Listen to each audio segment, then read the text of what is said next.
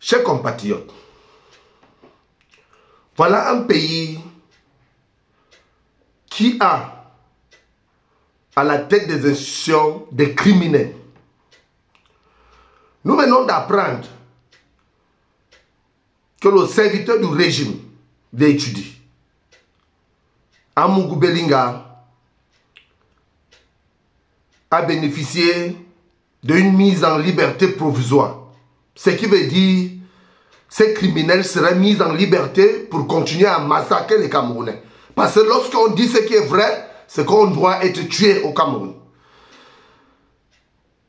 Donc ce qui veut dire que la famille de la victime, Martini Zogo, n'a pas un mot à dire dans notre nation.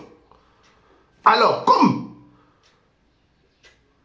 ça n'est ainsi, je voudrais vous rappeler, vous pouvez signer sa libération, que ce soit sous caution, que ce soit une mise en liberté provisoire.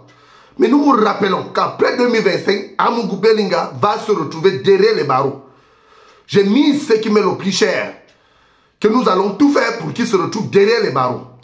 Parce qu'on constate que tous ces criminels, ces hommes qui passent tout le temps à massacrer des Camerounais, que lorsqu'on les dénonce, c'est qu'on doit mourir, et que lorsqu'on dit ce qui est vrai, c'est qu'on ne sait rien.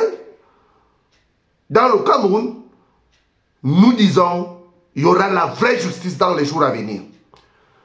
Ces juges d'instruction qui osent penser qu'ils peuvent signer la mise en liberté provisoire de ces criminels, donc à la tête de l'État camerounais, il est protégé par certains, comme les bas Laurent Esso, les bas Grégoire Ouona.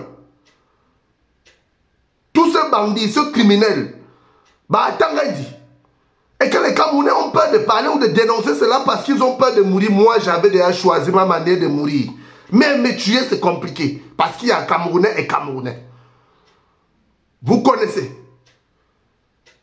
Pour que ce pays ait servi. Vous connaissez le rôle que j'ai joué dans ma vie. Avant de devenir entrepreneur.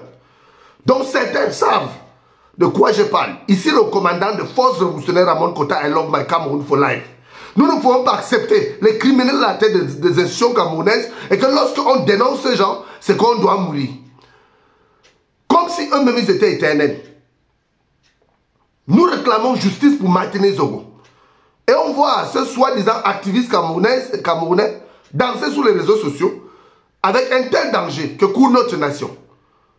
Avec les problèmes sociopolitiques, les assassinats commandités par les hommes de l'État, dont certains font semblant de ne pas voir. Certains sont devenus les sourds et les autres sont les muettes. Pendant que le pays est en train de se disloquer, le pays est en train de plonger. Le pays va vers le pire, dont l'avenir de nos enfants est aussi encore aussitôt menacé et hypothéqué, comme la nôtre. Et que certains Camerounais n'arrivent pas à frapper la main sur la poitrine pour que nous renversons ce régime, pour pouvoir bâtir un Cameroun nouveau, sans ce régime criminel. Tout ce que les Camerounais savent faire, c'est divertir les autres. Voilà un problème qui attend. Nous réclamons justice pour Martini Zogo. Si les autres ont laissé, nous ne le resterons pas.